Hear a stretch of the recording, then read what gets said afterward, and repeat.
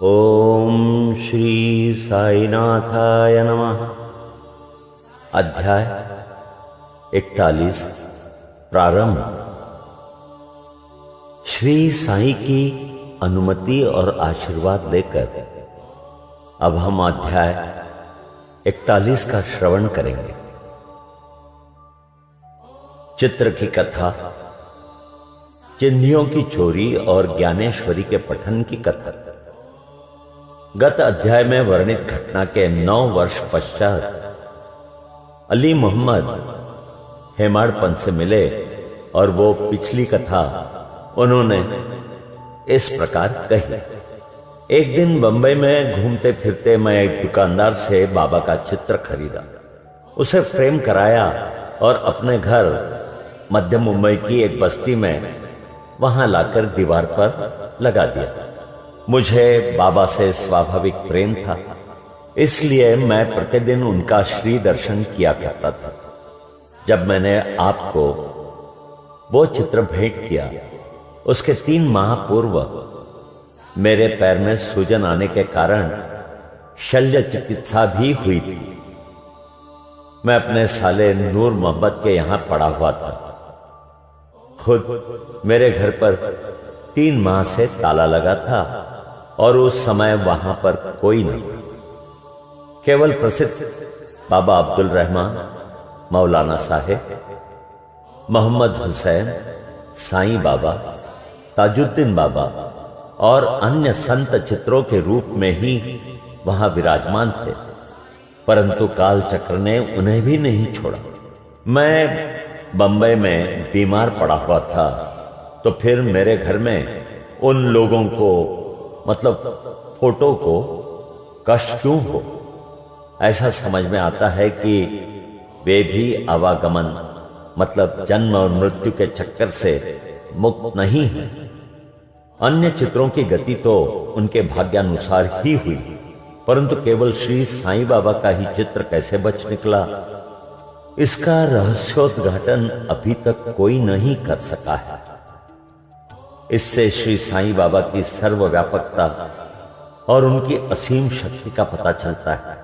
कुछ वर्ष पूर्व मुझे मोहम्मद हुसैन थारिया टोपन नाव से संत बाबा अब्दुल रहमान का चित्र प्राप्त हुआ था, जिसे मैंने अपने साले नूर मोहम्मद पीर भाई को दे दिया, जो गत 8 वर्षों से उसकी मेज पर पड़ा हुआ था।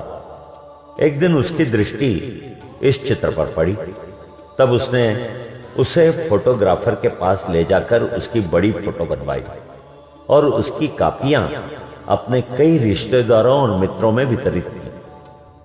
उनमें से एक प्रति मुझे भी मिली थी, जिसे मैंने अपने घर की दीवार पर लगा रखा था। नूर मोहम्मद संत अब्दुल रहमान के शिष्य थे। जब संत अब्दुल रहमान साहब का आम दरबार लगा हुआ था, तभी नूर मोहम्मद उन्हें उनकी वो फोटो भेंट करने के हेतु उनके समक्ष उपस्थित हुए। फोटो को देखते ही वे अति क्रोधित हो नूर मोहम्मद को मारने दौड़े तथा उन्हें बाहर निकाल दिया। तब उन्हें बड़ा दुख और निराशा हुई। फिर उन्हें विचार आया कि मैंने इतना रुपया व्यर्थ ही खर्च किया, जिसका परिणाम अपने गुरु के क्रोध और अप्रसन्नता का कारण बना। उनके गुरु मूर्ति पूजा के विरोधी थे, इसलिए वे हाथ में फोटो लेकर अपोलो बंदर पहुंचे और एक नाव किराए पर लेकर बीच समुद्र में वो फोटो विसर्जित कराए। नूर मोहम्मद ने अपने सब मित्रों और संबंधियों से प्रार्थना कर सब फोटो वापस बुला लिए और एक मछियारे के हाथ से बांद्रा के निकट समुद्र में विसर्जित करा दिया। इस समय मैं अपने साले के घर पर ही था। तब नूर मोहम्मद ने मुझसे कहा कि यदि तुम संतों के सब चित्रों को समुद्र में विसर्जित करा दोगे तो तुम शीघ्र स्वस्थ हो जाओगे। यह सुनकर मैंने मैनेजर मेहता को अपने घर भेजा और उसके द्वारा घर में लगे हुए सब चित्रों को समुद्र में फेंकवा दिया। 2 माह पश्चात जब मैं अपने घर वापस लौटा तो बाबा का चित्र पूर्ववत लगा देखकर मुझे महान आश्चर्य हुआ। मैं समझ न सका कि मेहता ने अन्य सब चित्र तो निकालकर विसर्जित कर दिए, पर केवल यही चित्र कैसे बच गया। तब मैंने तुरंत ही उसे निकाल लिया और सोचने लगा कि कहीं मेरे साले की दृष्टि इस चित्र पर पड़ गई तो वो इसकी भी तशरीह कर देगा। जब मैं ऐसा विचार कर ही रहा था कि इस चित्र को कौन अच्छी तरह संभाल कर रख सकेगा, तब स्वयं श्री साईं बाबा ने सुझाया कि मौलाना इस्मू मुजावर के पास जाकर उनसे परामर्श करो और उनकी इच्छानुसार ही कार्य करो। मैंने मौलाना साहब से भेंट की और सब बातें उन्हें बतलाई। कुछ देर विचार करने के पश्चात वे इस निर्णय पर पहुंचे कि इस चित्र को आपको ही भेंट करना उचित है, क्योंकि केवल आप ही इसे उत्तम प्रकार से संभालने के लिए सर्वथा सत्पात्र हैं।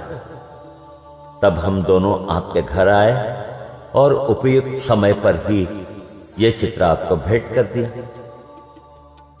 इस कथा से विदित होता है कि बाबा त्रिकाल ज्ञानी थे और कितनी कुशलता से समस्या हल कर भक्तों की इच्छाएं पूर्ण किया करते थे। अब जो कथा इस बात का प्रतीक है कि आध्यात्मिक जिज्ञासुओं पर बाबा किस प्रकार स्नेह रखते तथा किस प्रकार उनके कष्ट निवारण कर उन्हें सुख पहुंचाते थे, तो अब सुनिए चिन्हियों की चोरी और ज्ञानेश्वरी का पठन। श्री पीवी देव, जो उस समय डहाणु के मामलेदार थे, उनको दीर्घकाल से धार्मिक ग्रंथों के साथ साथ ज्ञानेश्वरी के पठन की तीव्र इच्छा थी। वे भगवत गीता के एक अध्याय का नित्य पाठ करते तथा थोड़ा बहुत अन्य ग्रंथों का भी अध्ययन करते थे, परंतु जब भी वे ज्ञानेश्वरी का पाठ प्रारंभ करते तो उनके समक्ष अनेक बाधाएं उपस्थित हो जाती, जिससे वे पाठ करने से सर्वथा वंचित रह जाया करते थे। 3 मास की छुट्टी लेकर वे शिरडी पधारे और तत्पश्चात वे अपने घर पौड़ में विश्राम करने के लिए भी गए। अन्य ग्रंथ तो वे पढ़ाई करते थे, परंतु जब ज्ञानेश्वरी का पाठ प्रारंभ करते तो नाना प्रकार के कलुषित विचार उन्हें इस प्रकार घेर लेते कि लाचार होकर उसका पठन स्थगित करना पड़ता था। बहुत प्रयत्न करने पर भी जब उनको केवल 2-4 ओवियों का पढ़ना भी दुष्कर हो गया, तब उन्होंने ये निश्चय किया कि जब दयानिधि श्री साई ही कृपा करके इस ग्रंथ के पठन की आज्ञा दें, तभी उसका श्री गणेश करूंगा। सन 1914 के फरवरी मास में वे सहकुटुंब शिरडी पधारे। तभी श्री जोग ने उनसे पूछा कि क्या आप ज्ञानेश्वरी का नित्य पाठ करते हैं? श्री देव ने उत्तर दिया कि मेरी इच्छा तो बहुत है, परंतु मैं ऐसा करने में सफलता नहीं पा रहा हूं। अब तो जब बाबा की आज्ञा होगी तभी प्रारंभ करूंगा। श्री जोग ने सलाह दी कि ग्रंथ की एक प्रति खरीदकर बाबा को भेंट कर दो और जब वे अपने कर कमलों से स्पर्श कर उसे वापस लौटा दें, तब उसका पठन प्रारंभ कर दें। श्री देव ने कहा कि मैं इस प्रणाली को श्रेयस्कर नहीं समझता, क्योंकि बाबा तो अंतर्यामी हैं और मेरे हृदय की इच्छा उनसे कैसे गुप्त रह सकती है। क्या वे स्पष्ट शब्दों में आज्ञा देकर मेरी मनोकामना पूर्ण न करेंगे? श्री देव ने जाकर बाबा के दर्शन किए और 1 रुपया दक्षिणा में भेंट। तब बाबा ने उनसे 20 रुपया दक्षिणा और मांगी, जो उन्होंने सहर्ष दे दी। रात्रि के समय श्री देव ने बालकराम से भेंट की और उनसे पूछा, आपने किस प्रकार बाबा की भक्ति तथा कृपा प्राप्त की है? बालकराम ने कहा कि मैं दूसरे दिन आरती समाप्त होने के पश्चात आपको पूर्ण वृत्तांत सुनाऊंगा। दूसरे दिन जब श्री देव साहब दर्शनार्थ मस्जिद में आए तो बाबा ने फिर 20 रुपए दक्षिणा मांगी, जो उन्होंने सहर्ष भेंट कर। मस्जिद में भीड़ अधिक होने के कारण वे एक और एकांत में जाकर बैठ गए। बाबा ने उन्हें बुलाकर अपने समीप बैठा लिया। आरती समाप्त होने के पश्चात जब सब लोग अपने घर लौट गए, तब श्री देव ने बालक राम से भेंट कर उनसे उनका पूर्व इतिहास जानने की जिज्ञासा प्रकट की तथा बाबा द्वारा प्राप्त उपदेश और ध्यानादि के संबंध में पूछताछ की। बालक राम इन सब बातों का उत्तर देने ही वाले थे, इतने में चंदू कोढ़ी ने आकर कहा कि श्री देव को बाबा ने याद किया। जब देव बाबा के पास पहुंचे तो उन्होंने प्रश्न किया कि वे किससे और क्या बातचीत कर रहे थे। श्री देव ने उत्तर दिया कि बालक राम से उनकी कीर्ति का गुणगान श्रवण कर रहे थे। तब बाबा ने उनसे पुनः 25 रुपया दक्षिणा मांगी, जो उन्होंने सहर्ष दे दी। फिर बाबा उन्हें भीतर ले गए और अपना आसन ग्रहण करने के पश्चात उन पर दोषारोपण करते हुए कहा कि मेरी अनुमति के बिना तुमने मेरी चिन्हियां की चोरी की है। श्रीदेव ने उत्तर दिया, भगवान, जहां तक मुझे स्मरण है मैंने ऐसा कोई कार्य नहीं किया है। परंतु बाबा कहां मानने वाले थे। उन्होंने अच्छी तरह से ढूंढने को कहा। उन्होंने खोज की परंतु कहीं कुछ भी न पाया। तब बाबा ने क्रोधित होकर कहा कि तुम्हारे अतिरिक्त यहां और कोई नहीं है। तुम चोर हो। तुम्हारे बाल तो सफेद हो गए हैं और इतने वृद्ध होकर भी तुम यहां चोरी करने को आए हो। इसके पश्चात बाबा आपे से बाहर हो गए और उनकी आंखें क्रोध से लाल हो गई। वे बुरी तरह से गालियां देने और डांटने लगे। देव शांतिपूर्वक सब कुछ सुनते रहे। वे मार पड़ने की भी आशंका कर रहे थे कि 1 घंटे के पश्चात ही बाबा ने उनसे वाड़े को लौटने को कहा। वाड़े लौटकर उन्होंने जो कुछ हुआ था उसका पूर्ण विवरण जोग और बालक राम को सुनाया। दोपहर के पश्चात बाबा ने सबके साथ देव को भी बुलाया और कहने लगे कि शायद मेरे शब्दों ने इस वृद्ध को पीड़ा पहुंचाई होगी। इन्होंने चोरी की है और इसे ये स्वीकार नहीं करते हैं। उन्होंने देव से पुनः 12 रुपए की दक्षिणा मांगी, जो उन्होंने एकत्र करके सहर्ष भेंट करते हुए उन्हें नमस्कार किया।